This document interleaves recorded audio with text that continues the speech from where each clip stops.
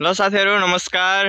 देख्न सक्नुहुन्छ यहाँ चाहिँ अब पहाडसम्म मैले पनि धान काटिरहेको थिएँ। सोरौलीको यो धान लटरममा फल्दो रहेछ वहाँ पहाडमा भन्दा पनि, जसले सालौको अन्न उब्जनी गरेर किन्न पर्दैन। यहाँ चाहिँ आनन्द छ, घरमै गर्ने नि के हुन्न भनेर चाहिँ म देखाउन खोजिरहेको छु।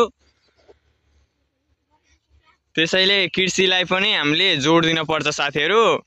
हाम्रो पेशा भनेकै यो सर्वप्रथम यही कृषि नै हो। अब एउटा खेताहरू चाहिँ यसो रेस्ट गर्छु भनेर जानुभएको थियो, आउनुभएको छ भर्खर। म पनि समावेश नै छु। अब यहाँ हाम्रो लागि परेर यहाँ चाहिँ 2 घण्टामा 2टा खेत सकाउने निधोले हामी चाहिँ यहाँ पसेका हौँ।